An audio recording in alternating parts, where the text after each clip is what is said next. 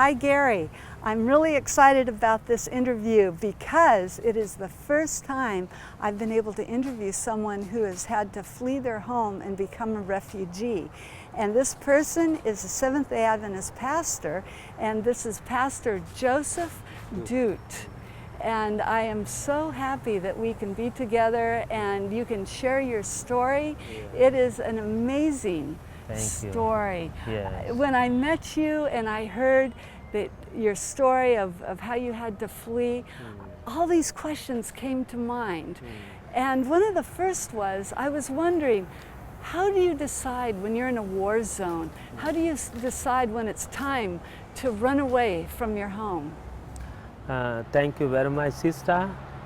The question is really very good, and I'm happy that you come and visit us. And thank you, God, for bringing you safe.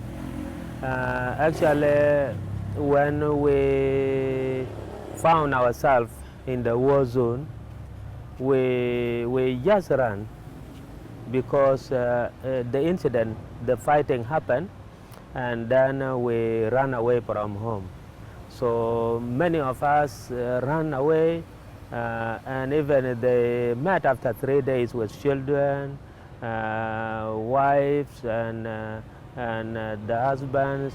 Some of them went and met in the refugee camp because there was no option for us to decide when to run. So it was a kind of crossing fire, and many of us ran from home. Now, when you were running, just before you left, were you able to grab anything from your house, or did you just run with nothing? It was very difficult. Many of us who were found at home, they managed to save their life, because if you run home, if you run inside to grab anything, it is difficult. And the good thing I can testify now was that many members from our Seventh-day Adventist Church, they ran. Some of them ran with their Bibles, and many of them who was fighting or cared while they were not at home ran without a Bible. And people run only the clothes you wear. And that's it. Yeah. And they run to refugee camps. Exactly. And I understand that you and your family ended up in a refugee camp in the northern part of Uganda. Sure. And when you arrived there, your son asked you an interesting question. What did your son ask you? When we arrived there, it was late in the evening, and UNHCR plus UN agencies, World Food Program, they received us. And in fact, the place was a bush, which given by the Uganda government to settle the refugees. That evening, my son asked me, "Hey, Daddy, it is a time now to go and sleep. Where can I go and sleep?"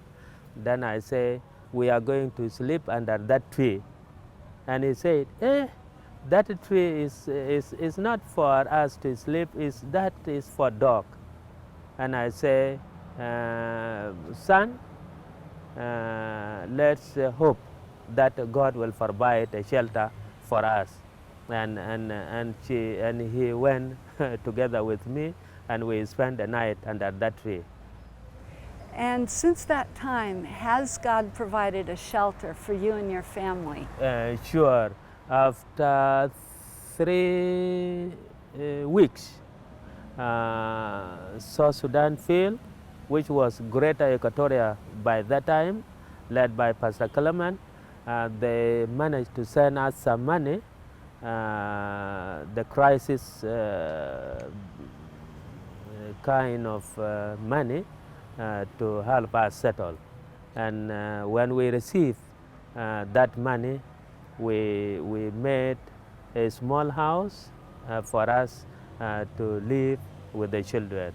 And I hope God answered that question which my son asked. So after 3 weeks, God provided a shelter for us.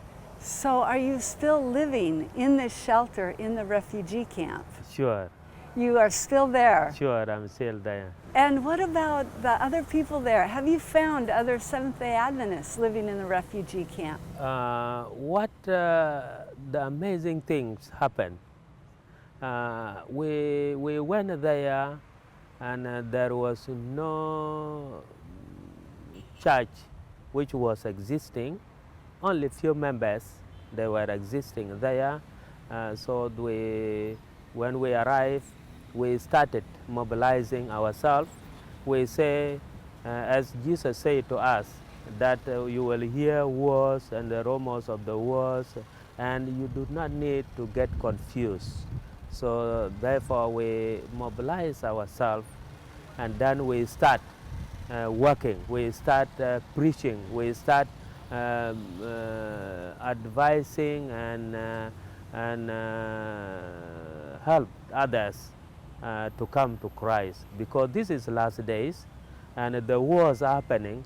These are happening because God Himself wanted His people to find rest, to find refuge in Him.